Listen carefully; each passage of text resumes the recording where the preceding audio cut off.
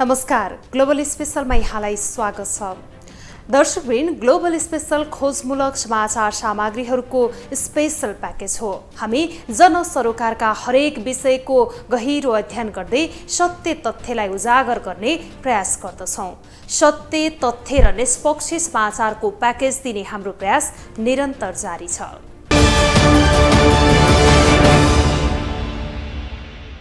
दर्शकवृन्द, सरकारले स्थानीय तहको चुनावको मिति घोषणा गरेपछि निर्वाचन आयोगले चुनावको तयारी अनुसार काम तीव्र बनाएको छ। आयोगले मतदाता नामावली प्रकाशन गरिसकेको छ भने राजनैतिक दल दर्ताको काम समेत सकाएको छ। आयोगले चुनावका लागि आचार संहिता समेत लागू गरिसकेको छ। आयोगले चुनाव गराउने जिम्मेवारी अनुसारको काम सुरु गरेका बेला राजनैतिक दलहरूले समेत चुनावको तयारी सुरु गरिसकेका छन्। प्रमुख राजनैतिक दलहरूले चुनावको घोषणा पत्रलाई अन्तिम रूप दिने क्रममा जुटेका छन्। सरकारमा रहेका दल नेपाली कांग्रेसले घोषणा पत्र तयार गरिसकेको छ। नेकपा एमाले समेत स्थानीय तहको चुनावको घोषणापत्र तयारी समिति गठन गरेको थियो, जुन समितिले समेत काम अन्तिम चरणमा पुगेको बताएको छ। आजको कार्यक्रममा हामी अबको 4 सातापछि हुने स्थानीय तह चुनावको तयारी र राजनैतिक दलहरूले गरिरहेको कामका बारेमा चर्चा गर्दछौँ।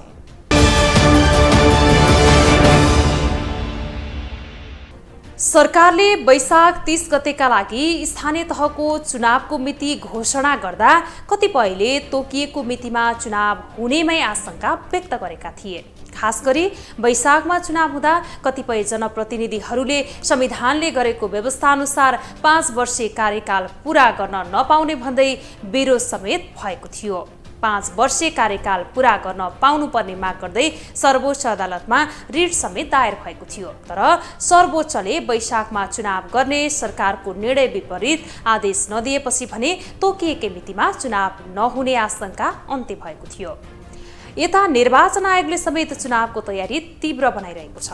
त्यसबाहेक राजनैतिक दलले समेत चुनावका लागि उम्मेदवार सिफारिस गर्ने काम सुरु गरिसकेका छन्। सरकारमा रहेका राजनैतिक दलहरूले चुनावमा तालमेल गर्ने सहमति निर्णय गरे अनुसार जिल्लामा गठन भएका संयन्त्रहरूले समेत काम सुरु गरिसकेका छन्। वैशाख 11 गते सुरु हुने उम्मेदवारी मनोनयनका लागि राजनैतिक दलहरूले उम्मेदवारको नाम समेत सिफारिस गर्ने तयारी सुरु गरेका छन्। दलहरूले चुनावका लागि घोषणापत्र बनाउने काम समेत अन्तिम चरणमा पुगेको बताएका छन्।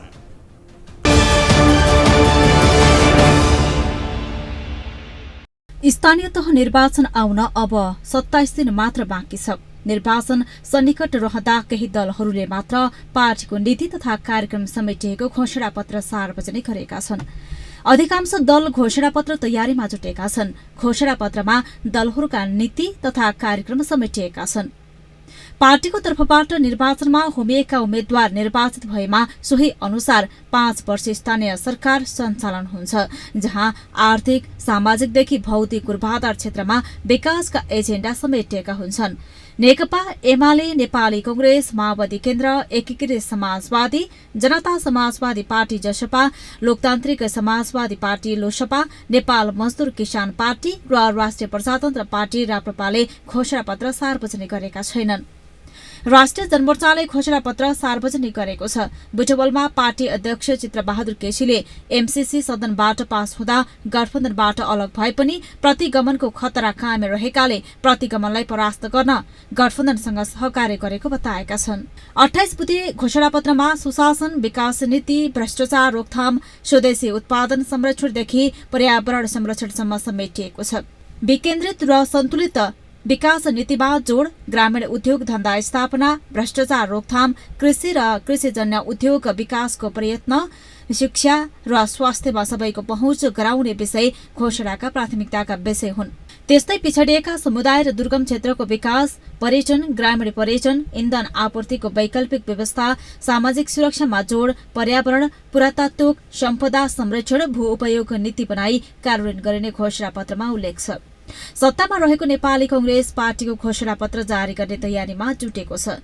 केन्द्रीय कार्य सम्पादन समितिको बैठकले परिमार्जन सहित निर्माण घोषणापत्र पारित गर्ने निर्णय गरेको छ। महामन्त्री गगन थापा संयोजकत्वमा स्थानीय तह निर्वाचन घोषणापत्र तयारी समितिले बनाएको मस्यौदालाई केही परिमार्जन सहित पारित गर्ने निर्णय गरेको पार्टीका प्रवक्ता प्रकाश शरण महतले जानकारी दिए। यस्तै नेकपा एमाले आगामी वैशाख 9 गते स्थानीय तहको निर्वाचनको घोषणापत्र जारी गर्ने भएको छ। पार्टीका नेताहरूले बुझाएको सुझावपत्र ग्रहण गर्दै नेकपा एमालेका वरिष्ठ उपाध्यक्ष ईश्वर पोखरेलले यस्तो जानकारी दिएका हुन्। वरिष्ठ उपाध्यक्ष पोखरेलले संविधानले स्थानीय तहलाई दिएको अधिकारलाई हक्का राखेर प्रतिबद्धता जारी गर्नुपर्ने बताए। उनले विगतमा गरेका कामको सम्भावना गर्दै अब के गर्ने भन्ने कुराको ध्यान राखेर यसपटक नेकपा एमाले गर्ने काम जनताले बुझ्ने गरेर निर्वाचनमा राख्ने बताए।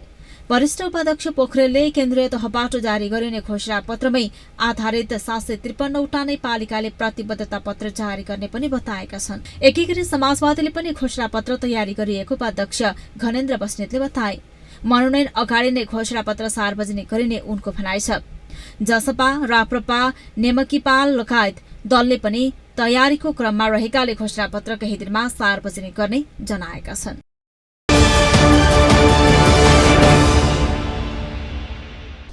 दर्शकवृन्द, 5 वर्ष अघि भएको स्थानीय तहको चुनाव नेपालमा 20 वर्षपछि भएको थियो।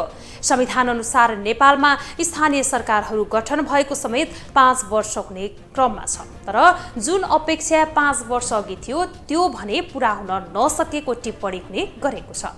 स्थानीय तहको नेतृत्वमा आएका जनप्रतिनिधिहरूले जनअपेक्षा अनुसारको काम गर्न नसकेको आरोप समेत लाग्ने गरेको थियो। त्यसबाहेक स्थानीय तहका जनप्रतिनिधिहरूले मनलाग्दे रूपमा सेवा सुविधा लिएकोदेखि सवारी साधन खरिदमा मोह देखाएको समेत आरोप लाग्ने गरेको थियो। त्यस्तो आरोप चुनावको मिति नजिकिँदै जाँदा समेत फेरि सुरु हुन लागेको छ। राजनैतिक दलका नेताहरूले जनअपेक्षा अनुसार काम गर्न नसकेको भन्दै स्वतन्त्र रूपमा उम्मेदवारी दिने क्रम समेत यसपालि बढेको छ। झण्डै 5000 बढीले स्थानीय तहका विभिन्न पदका लागि उम्मेदवारी दिने घोषणा गरिसकेका छन् भने स्वतन्त्र उम्मेदवारीको अभियान समेत सुरु भएको छ।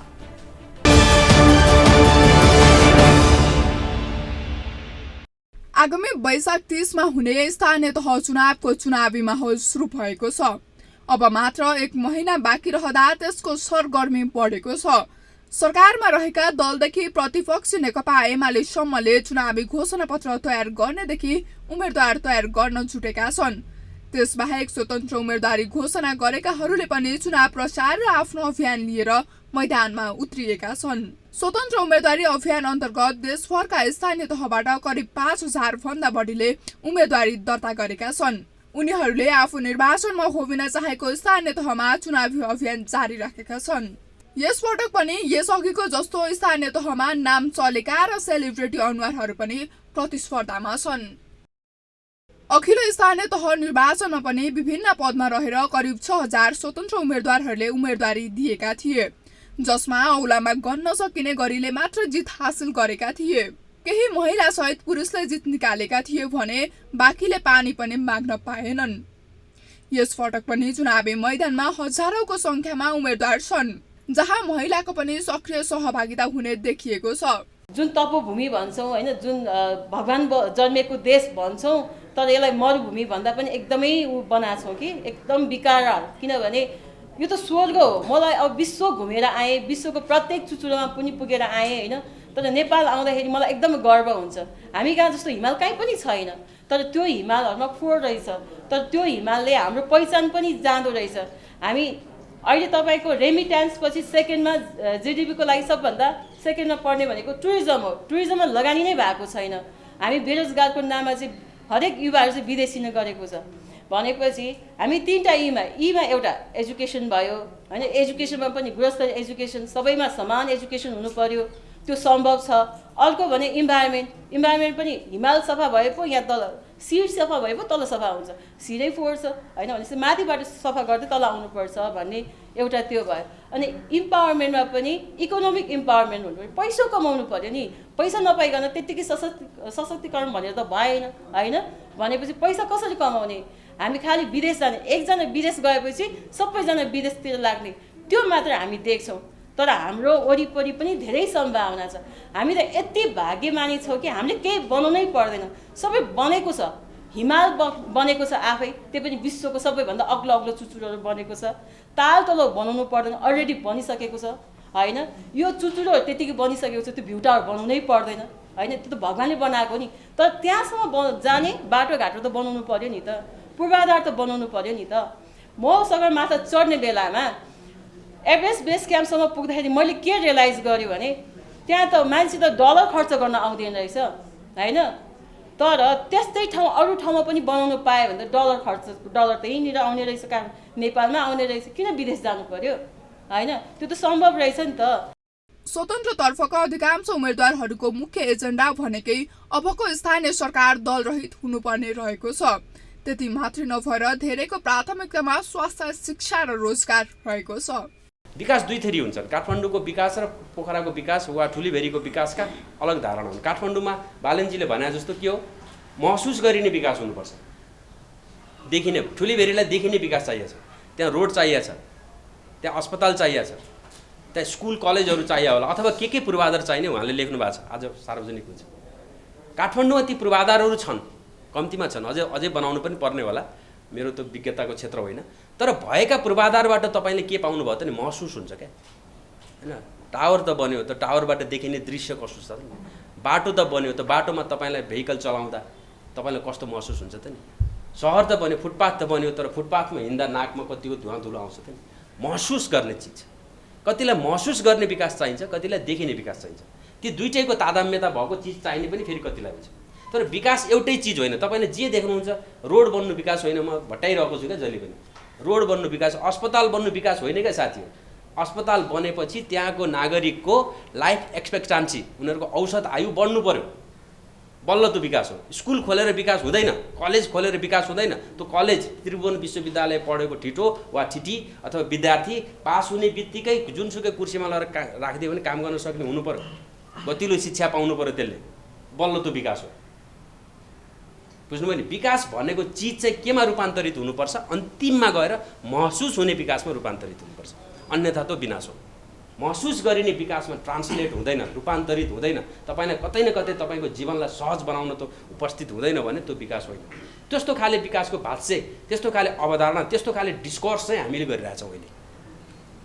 भनेको हामी अलग प्रकारले विकासका अवधारणाहरूमाथि डिस्कसन गरिरहेछौँ, अलग प्रकारले यस्तो हुनु पर्थ्यो है भनिरहेछौँ। त्यो कारणले स्वतन्त्र उम्मेदवारी हामीले दिइराखेका छौँ देशैभरबाट।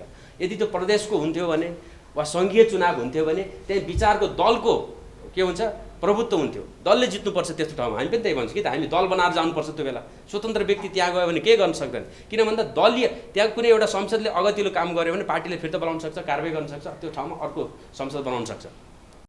यता डोल्पाको ठुलीफेरी नगरपालिकाको नगर प्रमुख स्वतन्त्र उम्मेद्वार प्रेम बहादुर बोहराले भने सुगम, सुव्यवस्थित र सुसम्पन्न ठुलीफेरीका लागि समानता, समावेशिता र सामाजिक न्याय सहितको समृद्धिको प्रतिबद्धता पत्र समेत जारी गरेका छन्। त्यो सँगै डोल्पाको कला, संस्कृति र शिक्षालाई प्राथमिकता दिने बताएका छन्। पहिला यति त छैन, पहिला त म आफै सक भयो क्या। सपना त मेरो पनि त छ नि कि अब जस्तै हामीले डोल्पालाई सिङ्गापुर नबनाउला, तर डोल्पाले त डोल्पा जुन होइन, डोल्पा भन्ने गर्व गर्न लाग्यो क्या। नेपालकै जो हरेक नागरिकले हाम्रो देशमा डोल्पा पनि छ है होइन, फोक्सुन्डो मात्रै छैन नि त, डोल्पा छ क्या। त्यहाँको मान्छे छ, त्यहाँको रहनसहन छ, त्यहाँको प्राकृतिक स्रोत साधनहरू, जडीबुटीहरू छन्। यार्सा पनि त सबै नेपालको हो नि, डोल्पाको मात्र त होइन होला नि त होइन। त्यो भन्ने भावना र त्यहाँबाट पनि अझ काठमाडौँवासीलाई पनि, पोखरावासीलाई पनि त्यसको चाहिँ फाइदा हुने किसिमको त्यो मोडलमा हामीले चाहिँ लिन सक्यौँ भने चाहिँ, इकोनोमिक मोडलमा लिन सक्यो भने सबैको चासोको विषय बन्छ र सबैको गर्वको विषय बन्छ। यो भन्यो भने त फेरि त्यो पानी जहाज र रेलको जस्तो हुन्छ। हाम्रो डोल्पामा गएर युनिभर्सिटीको मात्रै नि कुरा गऱ्यो भने सामान्य शिक्षा पाइरहेको छैन, जटिल छ होइन, गुणस्तरीय शिक्षा छैन भनेपछि अब युनिभर्सिटीको कुराहरू असम्भव त होइन नि त, तर फेरि त्यहाँ नसुहाउँदो भयो क्या। त्यो हुँदाखेरि मैले 3-4वटा कुरा, एउटा के कुरा के भने जोड्ने काम गर्ने, त्यो पालिकाभित्रै पनि र पालिकाभन्दा बाहिर देश विश्वसँग पनि जोड्ने भनेको त्यो भौतिक पूर्वाधारहरू आवश्यक पर्ने भनेको सडक होला, अनि सञ्चार माध्यमको कुराहरू छ, अनि इन्टरनेट मार्फत त संसारसँग जोड्न सकिन्छ। यो जोड्ने कुरा, अनि भित्र पनि जोड्ने, बाहिर पनि जोड्ने। अर्को भनेको भावनात्मक रूपमा पनि र यो सिप विकासको हिसाबले पनि हामीले चाहिँ त्यो पालिकाका वडाहरूमा पनि इन्टरकनेक्टेड, एकअर्काको सिकाइ र आफ्नो स्रोत साधनहरूलाई पनि जोड्ने काम गर्ने। त्यो भनेको सुगम बनाउने होइन। सुगम आखिर अहिले दुर्गम भएछ, त्यति गरेपछि त एउटा दुर्गमता हटिहाल्यो नि त, सुगमता भयो नि त होइन। दुर्गम त रहिरहने चिज होइन। यता निकै चर्चा र प्रशंसा बटुलेका र्यापर बालन शाहले काठमाडौँ महानगरपालिकाको लागि स्वतन्त्र उम्मेदवारी घोषणा गरेसँगै सामाजिक सञ्जाल तताइरहेका छन्। शाहले पनि काठमाडौँको कला संस्कृति सम्पदाको संरक्षणसँगै काठमाडौँलाई सुन्दर बनाउन कुनै कसर नछाड्ने बताएका छन्। कुनै पनि गलत कार्य गर्दाखेरि त्यो एउटा बन्धन पनि होस् हैन। जस्तै हामीलाई कुनै पार्टीले अथवा कुनै दलले समर्थन गर्न सक्छ, तर हामी त्यो दलमा गएर तिनको चिन्हलाई लिएर जित्न पनि सक्छौँ भन्ने एउटा त आउँछ नि त धारणा। तर त्यो चाहिँ हाम्रो विचार त जित्दैन नि त, मान्छे जित्छ हैन, त्यो पार्टीलाई जिताए जस्तो हुन्छ। अनि हामीले यो स्वतन्त्र गाह्रो काम पनि हो। अब यसलाई चाहिँ हामीले यसमा पोजिटिभ कुराहरू पनि छन्। जस्तै पोजिटिभ कुरा के छ भन्दाखेरि कुनै न कुनै पार्टीमा लागेको व्यक्तिको एउटा सफ्ट कर्नर चाहिँ मुटुमा सधैँ हुन्छ कि हाम्रो ठाउँलाई, हाम्रो गाउँपालिकालाई, हाम्रो नगरपालिकालाई, महानगरलाई चाहिँ केही गरौँ न, केही जिताउँ न भन्ने कुरा। व्यक्तिभन्दा पनि त्यो नगर जित्ने कुराहरू पनि कहिलेकाहीँ हुनसक्छ। त्यो मान्छेको भिजनमा त्यो मान्छेको कति सक्षम छ भन्ने कुरामा पनि आउँछ हैन। किनभने यसपालि चाहिँ मान्छेले के बुझिसकेका छन् यो विगतका 5 वर्षलाई केलाएर हेर्दा भन्दाखेरि त्यो पार्टीले गर्दाखेरि अब पार्टीमा त एउटा उनीहरूको एउटा जात जस्तो हो। त्यो पार्टी भनेको जात एउटा धर्म जस्तो हुन्छ। तर त्यो पार्टीमा आस्था राख्दाखेरि मान्छेले आफैले धुलो खेपे, आफैले खाल्डोमा बाइक एक्सिडेन्ट हुनु पर्यो हैन, आफै सरकारी लाइनहरूमा बस्नुपर्छ, खानेपानीको समस्या आफैलाई छ हैन। त्यो पजललाई चाहिँ व्यवस्थापन गर्नुपर्छ जस्तो लाग्छ। किनभने विकास भइसकेको ठाउँ हो यो। जस्तै अब बाटो पनि त्यस्तो फराकिलो गर्नुपर्ने छैन, बाटोहरू फराकिलै छन्। बरु जुन बाटोमा फुटपाथ छैन त्यो बाटोहरूलाई नै फुटपाथ बनाउनुपर्छ जस्तो लाग्छ। नो भेहिकल जोनहरू सकेसम्म थप्न सकिन्छ। पार्किङको व्यवस्था गर्नु पर्यो। नो भेहिकल जोन त्यतिकै गर्न पाइएन, त्यहाँ जाने गाडीलाई पार्किङको व्यवस्था हुनु पर्यो। त्यसको लागि मेकानिकल पार्किङ हुनसक्छ कि जुन चाहिँ 4 आनामा तपाईँको त्यहाँ भाटभट्टीमा हेर्न सकिन्छ 45 वटा गाडी राख्न सकिन्छ। भनेको त्यो सानो ठाउँमा टेक्निकल हाई टेक्नोलोजी लाएर कसरी त्यसको व्यवस्थापन गर्न सकिन्छ र यो सहरलाई सुन्दर राखौँ हैन। यो आफैमा एउटा म्युजियम हो, यो आफैमा एउटा तपोभूमि हो हैन। अनि तपोभूमिलाई चाहिँ तपोभूमि नै राखौँ। किनभने यहाँनिर अर्को मन्दिर बनाउनु पर्दैन, अर्को म्युजियम बनाउनु पर्दैन। यो आफैमा पुरा उपत्यका नै मन्दिर हो नि त। यहाँनिर जता फर्केर ढोगे पनि कतै न कतै मन्दिरै भेटिन्छ हैन। त्यही भएर पहिला के भन्थे भन्दाखेरि जुत्ता लाएर नहिँडौँ कता खुट्टा पर्ला भनेर भनिन्थ्यो हैन। त्यस्तो ठाउँ हो। त्यो ठाउँ हो हाम्रो। जस्तै हामी वकेबल फ्लाइओभरहरू बनाउँछौँ, त्यो जात्राको रथ जानलाई त्यसले रोक्छ कि रोक्दैन हैन। माथि जाँदाखेरि मान्छेहरू रथ गएको बाटोमा मान्छेहरू छतमा बस्दिँदैन, किनभने भगवान्भन्दा माथि परिन्छ कि भनेर मान्छे तलै आएर हेर्छन् नि। त्यो कल्चर भएको ठाउँमा चाहिँ विकास पनि त्यही आधारमा हुनुपर्छ। किनभने हाम्रो एउटा भावनालाई, हाम्रो आस्थालाई चाहिँ नमासिकन विकास गर्नुपर्छ जस्तो लाग्छ। हाम्रो कुरा यस्तै छ र स्वतन्त्रता हुनुपर्छ। हामी सधैँ स्वतन्त्र नै रहेर काम गर्नुपर्छ जस्तो लाग्छ। विशेष गरी स्थानीय सरकार चाहिँ स्वतन्त्र भयो भने यो कामहरूलाई चाहिँ एउटा व्यक्तिको विचारले त्यसलाई लिड गरेर लान सकिन्छ जस्तो लाग्छ। 2074 सालको स्थानीय तह निर्वाचनमा विभिन्न पदमा रहेर झण्डै 233 जना स्वतन्त्र उम्मेद्वारहरू विजय भएको तथ्य ताजै छ। हजारौंको संख्यामा उम्मेदवारी दिएका मध्येले मात्र केही सयमा जित हासिल गर्नु स्वतन्त्र उम्मेदवार प्रतिको जनतामा विश्वास नभएको भन्न सकिन्छ। यसर्थ स्वतन्त्र हुन वा दलबाट निर्वाचनमा होमिएका जो कोही स्पष्ट खाका लक्ष्य र उद्देश्य सहित चुनावी मैदानमा नहोमिने भए अब पनि निर्वाचन जित्न मुस्किल छ। ग्लोबल टेलिभिजनका लागि क्यामेरामा विजय ठकुराठीका साथमा सुस्मिता बानिया, काठमाडौँ।